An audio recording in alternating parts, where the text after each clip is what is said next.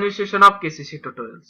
तो बच्चों आज हम 10th स्टैंडर्ड का साइंस 1 का 4th lesson effects of electric current का पार्ट 2 सीखेंगे। फर्स्ट पार्ट में हमने यूनिट ऑफ इलेक्ट्रिक करंट और पावर कैसे मेजर करेंगे, रेजिस्टर में से कैसे करंट गुजरता है, ये सब देखा है। आज हम इस चैप्टर का सेकेंड पार्ट में second topic that is heating effect of electric current सीखेंगे। So let's start.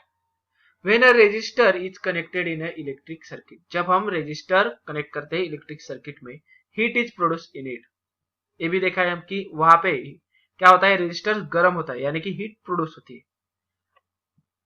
किसके वजह से? ड्यू टू करंट, करंट के वजह से। This is known as heating effect of current. इसे ही हम बोलते हैं हीटिंग इफेक्ट ऑफ करंट, यानी कि करंट में इलेक्ट्रिसिटी का हमने किस में कन्वर्जन कर दिया? हीट एनर्जी में। Equipments such as water boiler, जो बॉयलर्स होते हैं, इलेक्ट्रिक कुकर होते हैं, इलेक्ट्रिक बल्ब होते हैं, गीजर्स होते हैं, हीटर्स होते हैं, ये क्या करते हैं? सब electric heating effect of electric current पे ही काम कर रहे हैं। Electrical conductors having higher resistivity are used here, यानी कि कौन से कंडक्टर्स यूज करेंगे हम? जिन्हें हाई रेजिस्टेंस है, हाईली रेजिस्टिविटी चाहिए, जो जल्दी से गर्म हो जाए। For example, a coil made up of nichrome is used in electric heater cooker as a resistor. Electric heater रहने दो, इलेक्ट्रिक कूलर रहने दो, यहाँ पर हमें एक फिगर भी दिए, तो उनमें क्या किसकी कॉइल यूज की जाती है? नाइक्रोम, इस मेटल में की, यानी कि निकेल क्रोमियम, इसका जो एलॉय होता है इसका। Then while a tungsten wire is use in a electric bulb. अब जो वायर होती है देख लो यहाँ पर, वो किससे बनी हुई होती है? इलेक्ट्रिक बल्ब की टंगस्टन इस मेटल से। Because of the current this wire gets heated. अब करंट की वजह से जो टंगस्टन की वायर होती है वो हीट हो जाती है, और टंगस्टन का मेल्टिंग पॉइंट बहुत ही हाई है, तो ये वायर हीट को इतने टेम्परेचर पे होती है देख लो, 3400 डिग्री सेल्सियस तक, एंड इमिट्स लाइट। जितनी ज्यादा वो वायर गर्म हो जाएगी उतनी ज्यादा हमें लाइट मिल सकेगी। तो इलेक्ट्रिक बल्ब में, वापस बोल रहा हूं, इलेक्ट्रिक बल्ब में कौन सा मेटल की वायर यूज करेंगे हम? Tungsten. The hot wire also radiates heat to a certain extent. और हॉट वायर क्या करती है? हीट रेडिएट भी करती है। अगर आपने बल्ब को हाथ लगा देंगे आप इसे टंगस्टन वायर के, तो आपका हाथ को क्या होता है? ऐसे इरिटेशन फील होता है, बरोबर? तो कि गर्मी फील होती है, क्योंकि इस जो कॉइल होती है वो हीट रेडिएट भी कर देती है। बहुत बार आपने देखा होगा कि अगर गर्म बल्ब पे पानी छिड़क देंगे तो कांच टूट जाती है, क्योंकि हीटिंग इफेक्ट की वजह से, बराबर? तो आगे दिया है, ऑलवेज रिमेंबर में the unit of electric power is 1 वाट। ये भी हमने सीखा है, मगर 1 वाट एक बहुत ही छोटा यूनिट है, it is very unit small unit.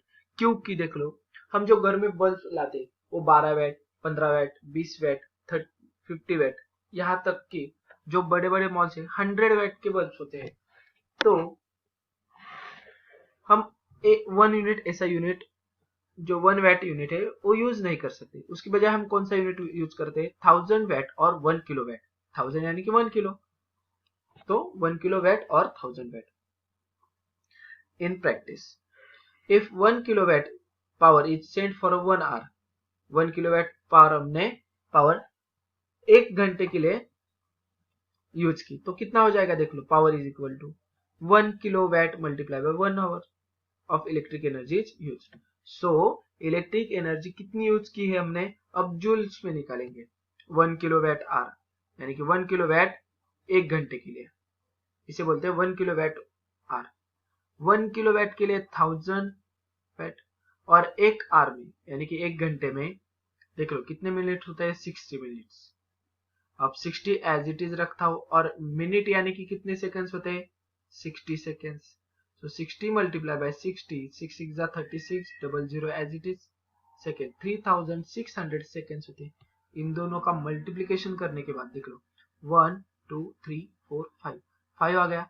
इसका आंसर क्या आएगा? 36 मल्टीप्लाई बाय 10⁵ और watt second, watt multiply by second. अब इसी का हमने एक पॉइंट बढ़ा देते हैं, यानी कि 3.6 मल्टीप्लाई बाय 10⁶, और वैट मल्टीप्लाई बाय सेकेंड का यूनिट होता है जूल। तो 1 kilowatt hour is equal to, आपको एमसीक्यू में भी नहीं तो कन्वर्जन में पूछा जा सकता है, 1 kilowatt hour is equal to 3.6 multiply by 10⁶ joule. So आपको ये लिख के लेना है तो लिख के ले लो। अब आगे आपको फिलामेंट यानी कि इलेक्ट्रिक बल्ब दिया है, सोलेनाइड टाइप कॉइल यानी कि ऐसे spring type coil circular portion में होती है, ग्लास का बल्ब होता है, उसके लिए देख लो फिलामेंट के लिए सपोर्ट भी होता है यहाँ पर।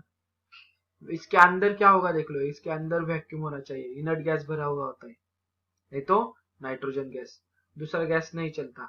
और नीचे स्क्रू कैप हमें फिट करने के लिए। अब देख लो यहाँ पर सेवरल टाइम्स वी हियर और read about building catching fire due to the short circuit. Short circuit होने के कारण क्या होता है, बिल्डिंग में शॉर्ट मुझे फायर यानी कि आग लगती है। Sometimes if we switch on an equipment in our house, the electric fuse wire melts and the electric supply shut down. कभी कभी कौन सा जो अप्लायंस होता है हम जब चालू करते थे तो क्या होता है, फ्यूज वायर मेल्ट हो जाती है घर की और वो पूरा कनेक्शन बंद होता है। तो ऐसा क्यों होता है, तो देख लो कि रीजन क्या होता है। Let us discuss about the cause briefly. The home electrical connection consists live, neutral and earth wire. हमने ये देखा है 9th स्टैंडर्ड में, ये पूरा आपको बेसिक में था।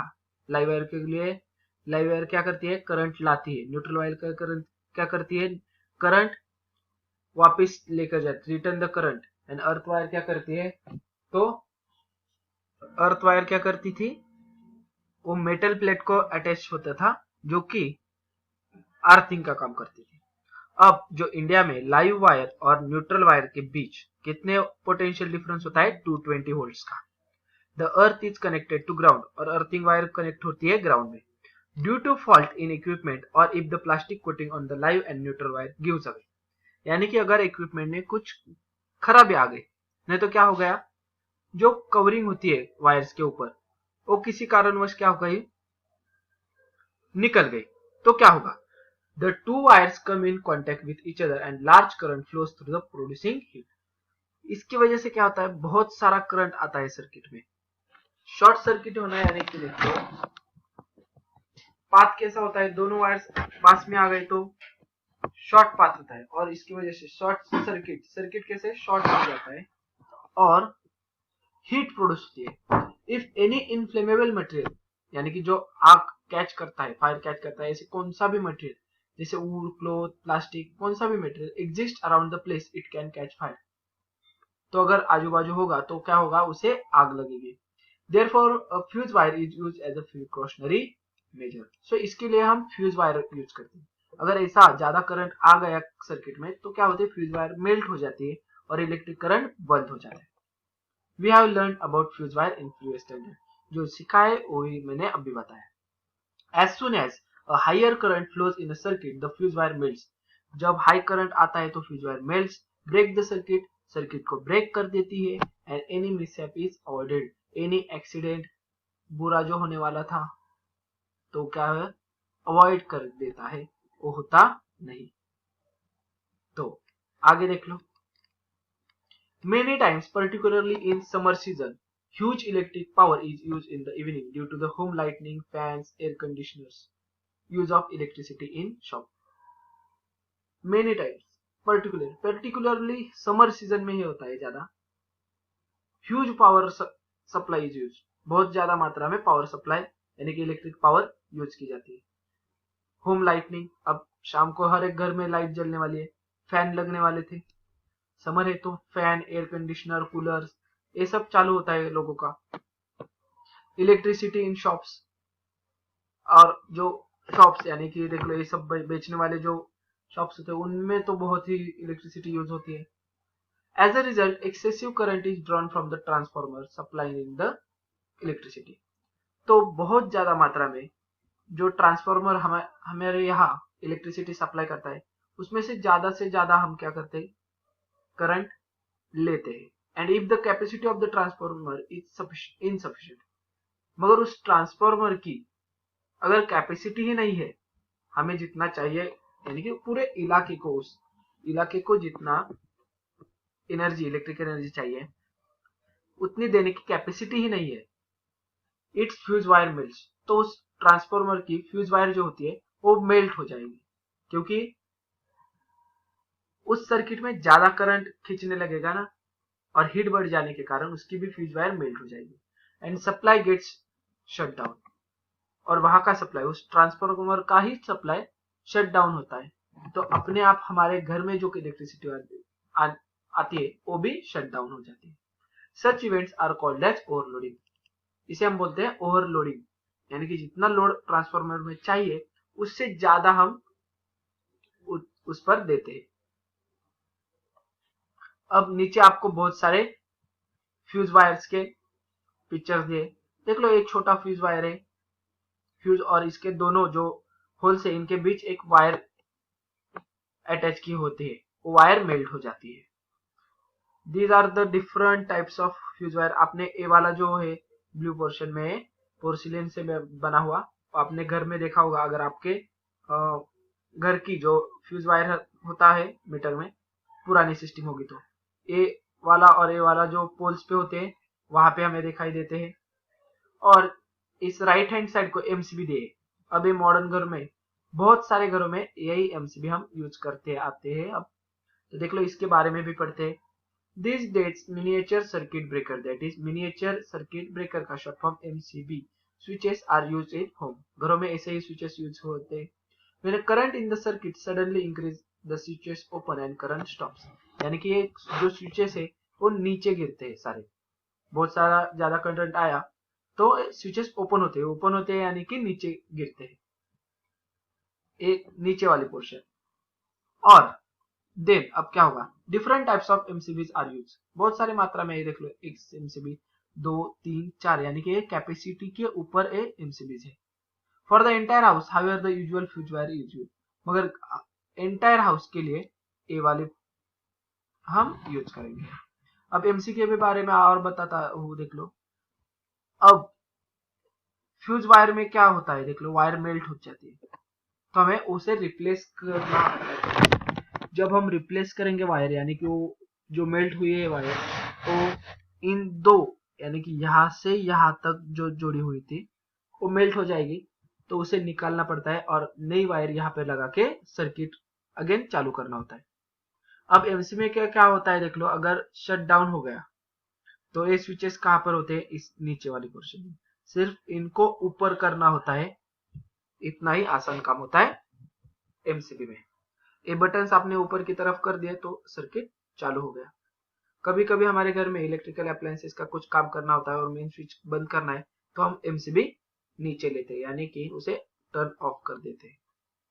तो ये था हमारा इस चैप्टर का सेकेंड पार्ट। अगर ये वीडियो आपको अच्छी लगी होगी तो please like share and comment on this video. अगर आपने अब तक हमारे चैनल को सब्सक्राइब नहीं किया होगा तो please subscribe our channel. KCC online tuition का अगर आपने हिस्सा बनना है, हमारी ट्यूशन ज्वाइन करनी है, तो डिस्प्ले में दिए गए नंबर पर कॉल करके अधिक जानकारी ले सकते हो। Thank you for watching, good bye.